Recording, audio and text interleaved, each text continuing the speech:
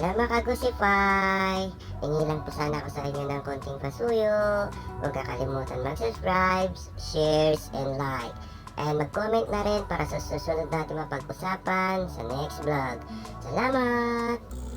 20 taon na ang showbiz career ni Sam Milby ngayong 2025. Makalipas ang 2 dekada, saka lamang siya nagkaroon ng pagkakataong tumuntong sa bakuran ng GMA Network.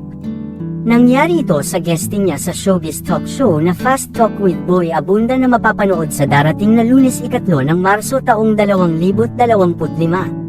Nakangiting ikinwento ni Sam kay Boy Abunda na, first time ever, na nakatapak siya sa Kapuso Network.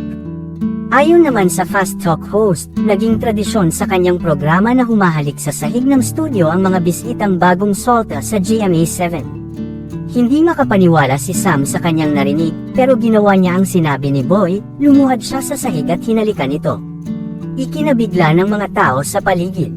Nang matapos ang panayam ni Boy kay Sam, ang TV host naman ang lumuhad at humulik sa sahig na ikinagulat ni Sam. Sam speaks up about breakup with Catriona. Isang hindi malilimutang karanasan ng unang beses na pagbisita ni Sam sa GMA7. Bukod sa paghalik sa sahig, wagas ang pagluha niya nang mapag-usapan ang paghihiwalay nila ng kanyang ex-fiancé na si Catherine Gray. Dapat panoorin ang pag-uusap ni Boy at Sam sa Fast Talk with Boy Abunda dahil hindi na control ng 40-year-old actor ang kanyang emosyon na maaaring epekto ng matinding kalungkutang nararamdaman. Kilala si Sam na mahusay mag-control ng damdamin lalo na sa harap ng publiko. Pero sa panayam sa kanya ni Boy, ibang Sam ang mapapanood dahil nagpakatuto siya tungkol sa kinahinatnan ng relasyon nila ni Katrina. Naglabas din siya ng tunay na saloobin sa eksklusibong panayam sa kanya. Excited na si Janine Gutierrez na mapanood ang rumored boyfriend niyang si Jericho Rosales na gumanap bilang si dating President Manuel L. Quezon. Last weeks ay inanunsyo na ang kapamilya actor ang bid-ida sa pelikulang Quezon, na bahagi ng Bayaniverse ng TBA Studios. Shinare ni Janine ang kanyang excitement para sa pelikula nang makapanayam siya ng entertainment media sa isang event.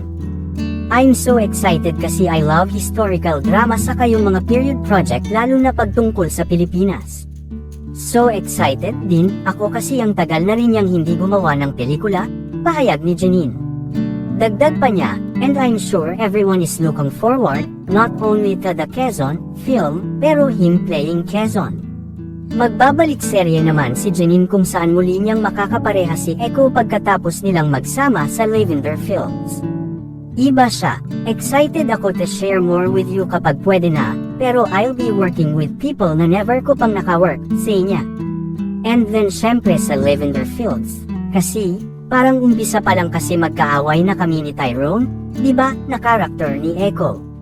Dito, parang ibang kwento naman ang tatahakin, pagpapatuloy niya.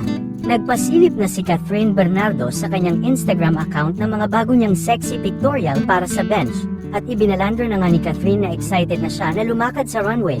Hindi ito ang una ni Catherine na rumamba sa underwear fashion show ng bench. Pero dati, kasama pa niya ang ex-boyfriend na si Daniel Padilla. Pero ngayon, solo na niya at mukhang mas malakas pa ang confidence, say ni Catherine. The bench show is back, couldn't be more excited to walk the runway for my bench fam. Naku, siguradong kanya-kanyang gimmick ng paseksihan sa March 21 sa SM Mall of Asia Arena, pero tiyak na mangangabog si Catherine. The much-awaited bench body of work event is almost here, happening on March 21, 2025 at SM Mall of Asia Arena. This iconic bench show will gather the hottest and sexiest celebrities, personalities, and models, showcasing the summer-ready bodies they worked hard to maintain and achieve. As teasers for the star-studded fashion show, Bench did a photo shoot where their celebrity endorsers sizzled in minimalist ensembles and some in nothing but underwear. Below, check out the full list of celebrities and personalities who will set the stage on fire at the Bench Body of Work show. Hello mga kagusify! Hingi lang po sana ako sa inyo ng konting pasuyo. Huwag kakalimutan mag-subscribe, shares, and like. And mag-comment na rin para sa susunod natin mapag-usapan sa next vlog. Salamat!